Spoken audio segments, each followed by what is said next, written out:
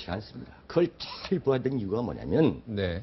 근본적으로 김대중 대통령과 김종필 총재의 DJP 연합과 노무현 정몽준의 후보 단일화와 그리고 지금 문재인 안철수의 후보 단일화는 주인공부터 다른 거예요. 주인공부터. 왜 다르냐? 소위 말한 DJP 연합의 김대중 대통령과 김종필 총재는 당시에 호남의 절대적 맹주였습니다. 네. 김대중 대통령은 호남의 절대적 맹주였고 또한 김종필 총재도 충청에. 충청도와 심지어 자민련이 TK에서까지도 의석이 있었어요. 네, 맞습니다. 그렇잖아요. 네, 박철원이- 박태준. 네. 네, 이렇게 있었잖아요. 그런데 지금 따라서 김대중, 김종필 총재는 자신의 고향인 호남과 충청에서 절대적인 영향력이 있어가지고 이른바 묻지마 싹쓸이표가 나왔던 거예요. 김대중 총재 같은 경우, 김대중 대통령 같은 경우 대선 때 98%가 나온 거 아닙니까? 또 충청권에서도 김종필 총재가 DJP 연합에 참여함으로써 엄청난 표가 쏟아진 거예요. 자, 그런데 지금 정치는 엄연히 현실인데 네. 제가 지역감정, 지역주의를 부추기려는 게 아니라 지금 문재인 안철수 후보가 부산인데 두 분 다 부산. 두 분 다 부산 출신이죠. 자, 문재인 안철수 후보가 과연 단일화가 돼서 문철수가 되면 이분들이 호남에서 몰표가 나오겠습니까? 부산에서 몰표가 나오겠습니까? 노무현 대통령도 부산 출신인데 부산에 저기 호남에서 더 몰표가 나오지 않습니까? 그렇죠. 그 이유가 뭐냐? 그것은 김대중 대통령이 생존에 계시면서 대통령을 하시면서 김대중 대통령이 낙점한 점지한 후보가 노무현 후보라는 그러한 인식이 호남인을 사로잡았기 때문에 호남에서 또 한 번 몰표가 나왔죠. 자, 근데 지금 뭐냐면 지금 통합민주당은 냉정히 말하면 이건 김대중 당이 아닙니다. 동교동은 완전히 몰라 그랬어요. 그렇잖아요. 그렇죠. 열린우리당에 어떻게 보면 가깝죠. 과거. 완전 노무현 당이죠, 지금. 네. 옛날 열린우리당이 노무현 당이니까. 그렇죠. 예. 친노 세력이 완전 장악한 거 아닙니까? 네. 이걸 호남 유권자들이 다 알고 계시는 거 아니겠어요? 네. 솔직한 얘기가. 네. 그래서 심지어는 지금 동교동계에 참 그야말로 얼굴이 알 수 있는 한광옥 전 대표 같은 경우도 지금 새누리당에 박근혜 캠프가 가 있잖아요. 김경재 의원. 김경재, 박정희 대통령과 그야말로 네. 엄청난 피해를 당했던 김경재 전 의원. 네. 하나갑 대표도 고민하고 있다고 합니다. 그렇지요. 하나갑 전 대표도 지금 그러고 있는 거고. 왜 그러냐?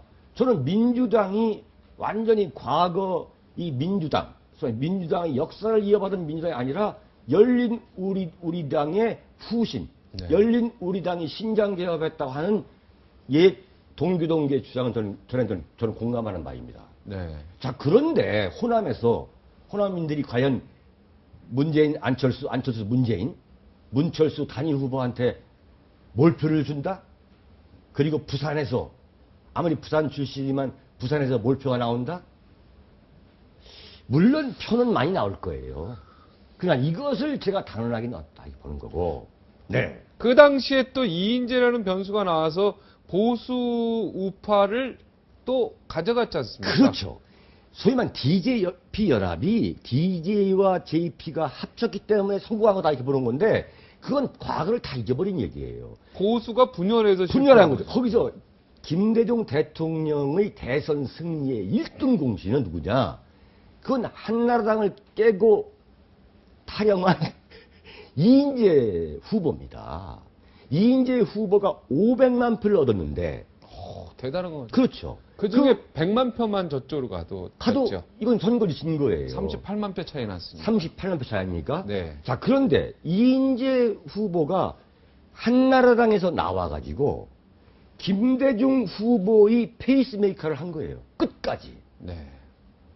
그래가지고 완전히 보수 우파가 분열이 돼버린 거예요.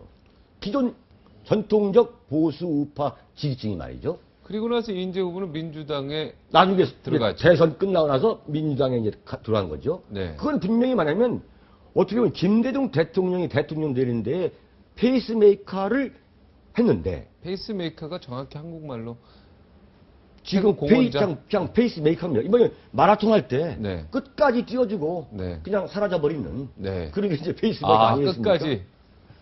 끝까지. 그렇죠, 그렇죠. 2등 하고. 아니 뭐 3등해서 견제하고 네. 이렇게 이제 쭉 가는 건데 네. 참 페이스메이커의 운명이라면 참 그 비극적인 얘기인데. 네. 그 이제 페이스메이커 역할을 한 거예요. 네. 보수파리 분열돼 있어요. 네. 됐던 거였죠. 네.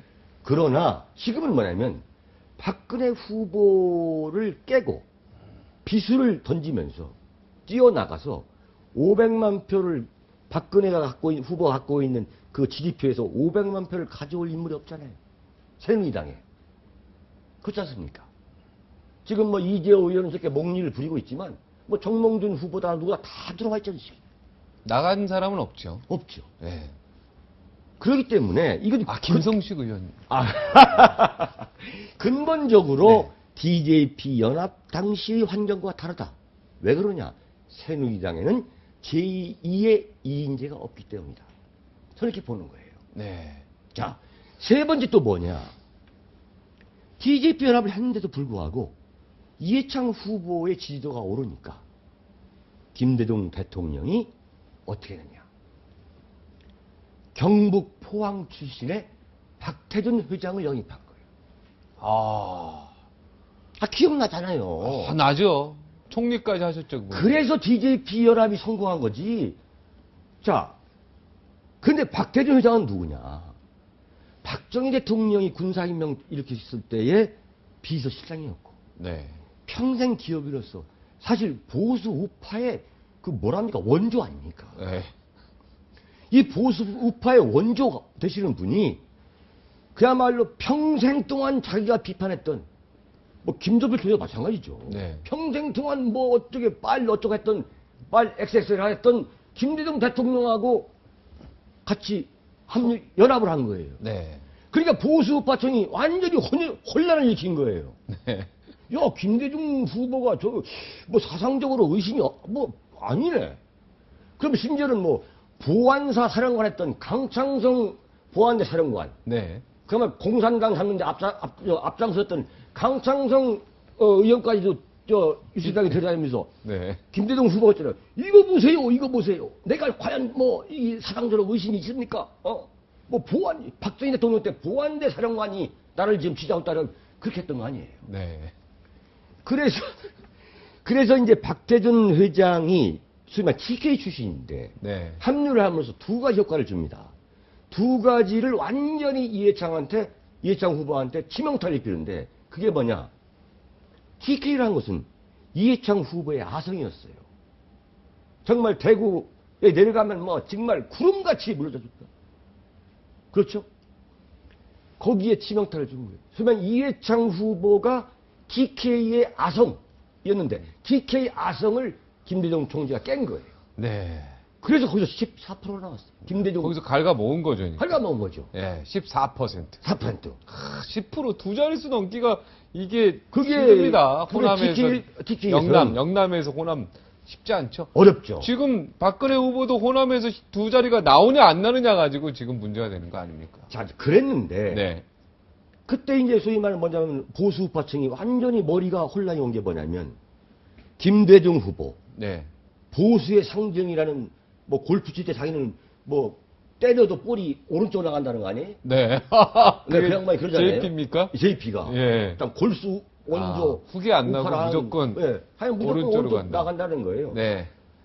그 김정필 총재, 네. 그다음에 박태준 총재, 네. 뭐 그 세 분이 DJ DOC라는 왜 그 그룹이 있었잖아요. 네. DJ DOC. 네. 거기서 왜 DOC와 함께 춤을 해가지고 그 선거 광고에 나와가지고 춤을 췄죠. 췄죠. 이런 아. 췄잖아요.